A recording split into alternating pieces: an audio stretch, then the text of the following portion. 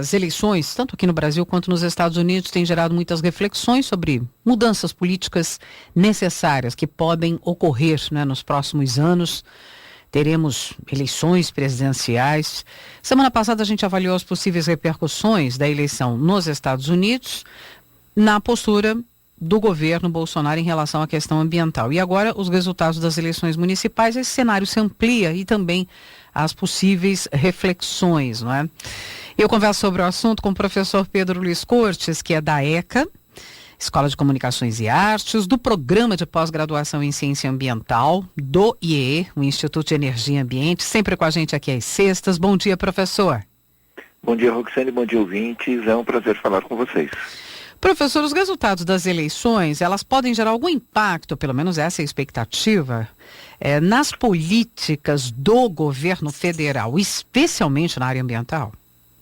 Bom, Roxane, para a gente entender melhor, né, essas repercussões, em especial para a área ambiental, é importante fazer uma breve revisão do contexto político que se estabeleceu após as eleições. Na semana passada, a gente já chegou a falar sobre a eleição de Joe Biden e como ela poderia impactar nossas relações exteriores, tendo como pano de fundo as questões ambientais. O Biden, ele planeja rotular os países como criminosos do clima, né, uma espécie de lista negra, por não abordarem as mudanças climáticas. E o Brasil, infelizmente, ele pode ficar no topo dessa lista. Agora, as eleições internas, elas também sinalizam como se darão as nossas relações exteriores. Então, essas duas pontas, tanto a eleição americana quanto as eleições municipais, aparentemente desconectadas, elas têm um relacionamento. Elas indicam qual será a postura do presidente Bolsonaro daqui para frente. Então, para entender melhor esse enlace, é importante verificar aí um contexto que molda as ações políticas do presidente Bolsonaro. Em primeiro lugar, ele não está vinculado a um partido político, que é algo inusitado entre os presidentes eleitos após a redemocratização. Ele agora parece buscar uma filiação, mas é importante notar que ele está procurando um partido fora do eixo tradicional e mais forte da centro-direita, que tem maior expressão. Então, isso é bastante significativo, a gente volta a comentar isso um pouco mais adiante.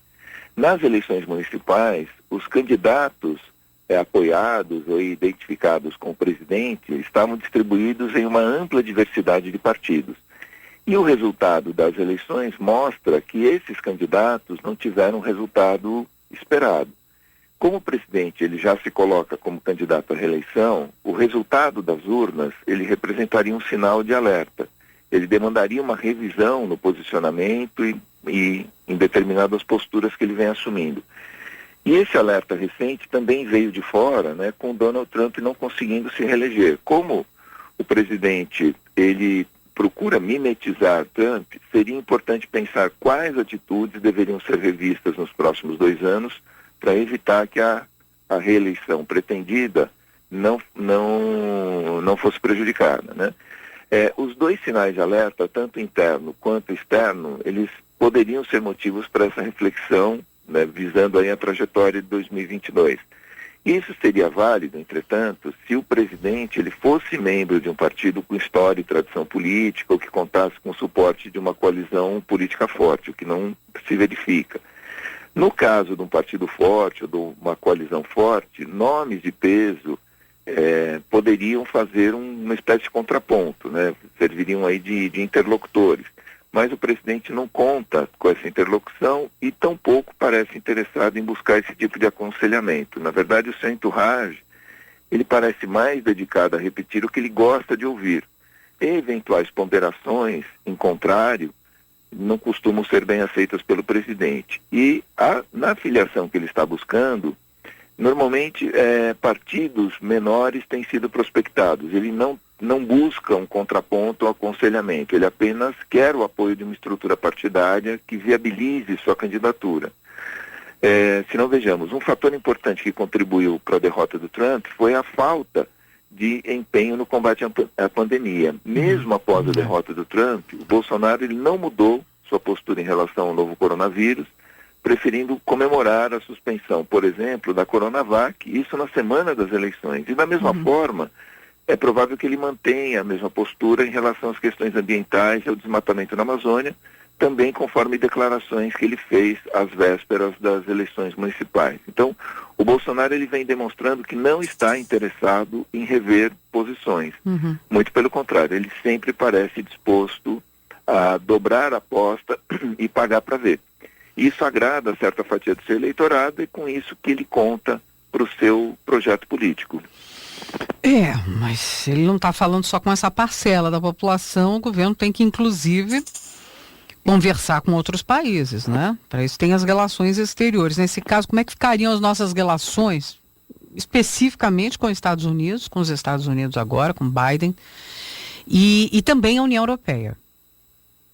Bom, no plano externo, né, o problema é que o Joe Biden ele vem ameaçando com retaliações econômicas severas.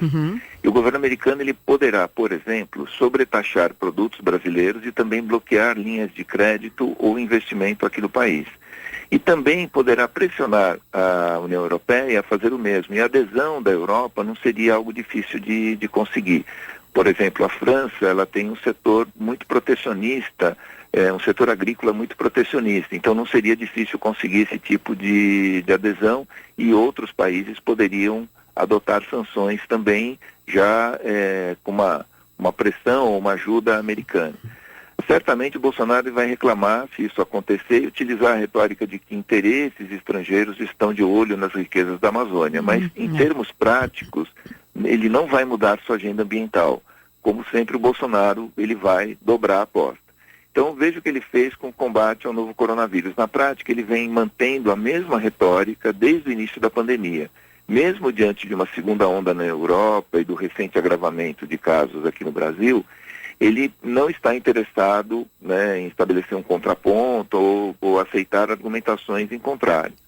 E o recente discurso na reunião dos BRICS, em que ele disse que daria nomes aos países que compram madeira, né, ele daria a relação de nomes dos países que compram madeira extraída ilegalmente, parece mais uma tentativa de colocar a culpa nos outros, algo que ele já fez quando disse que quem coloca fogo na Amazônia são os índios, caboclos e as ONGs, né? Esse é o modus operandi que ele vai manter na política externa e certamente em relação às questões ambientais.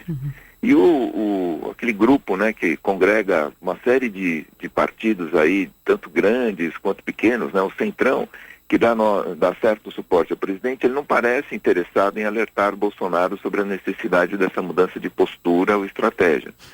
Para o Centrão, as últimas eleições elas foram favoráveis, sem que uma vinculação explícita ao presidente fosse utilizada. Na prática, o Centrão ele fica mais preocupado com ele mesmo, né?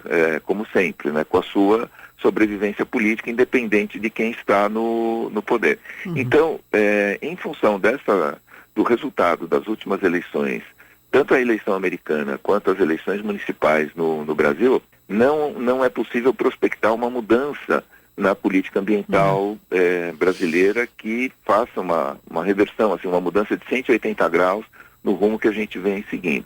É possível que no início do ano que vem ele tenha uma pequena reforma ministerial.